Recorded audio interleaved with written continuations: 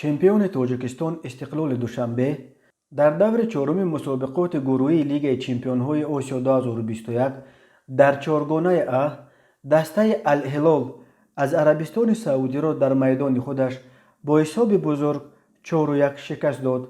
این بازی شب 25 اپریل در ورزشگاه مزاحمیه در الریاض پایتخت سعودیه برگزار شد. هرچند حساب را در این بازی الهلال کشاد، به فوتبال بازان استقلال برای زدن 4 توپ به دروازه الهلال همگی 13 دقیقه کفایت کرد. ابتدا منوچهر جلیلوف در دقیقه های 39 و 44 و سپس همنام او منوچهر سفروف در دقیقه های 49 و 52 به دروازه سعودی ها 4 توپ زده برای استقلال 3 امتیاز و مقام یکم در گروه ا را تامین کردند. در دو دور باقی مانده که تا 30 اپریل دوام میکند، به استقلال در رقابت ها با دسته ازبکستانی الملیق و دسته الشباب الاهلی از امارات متحده عرب دیگر تنها 3 امتیاز کافی است که به دور بعدی اشتکنی‌های لیگ چمپیون‌های AFC 2021 را یابد.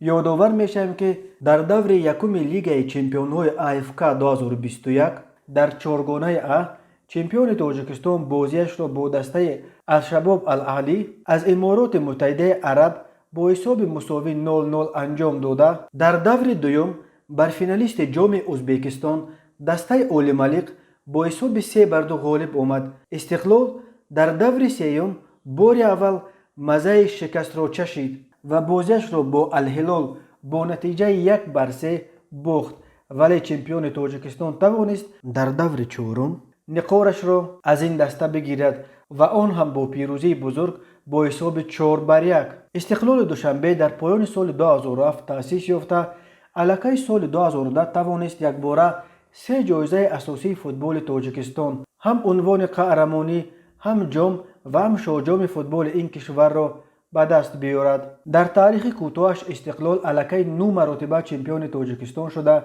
8 مرتبه جام فوتبال این کشور و 10 مرتبه شاهجام را به دست آورده است. استقلال دوشنبه را 13 سال پیش یک گروه جوانان با رهبری رستم امامعلی پسر کلانی پرزیدنت تاجیکستان و دوستش شاهرخ سعیدزاده تأسیس داده بودند. رستم امامعلی که حالا شهردار دوشنبه، رئیس مجلس ملی و پرزیدنت فدراسیون فوتبال تاجیکستان است، در آغاز خودش هم در خط هجوم استقلال بازی میکرد. پدپالکوونیک شاهرخ سعیدزاده سردار ریاست کوفتکوف جنایی وزارت کارهای داخلی تاجیکستان تا کنون پرزیدنت باشگاه استقلال می باشد.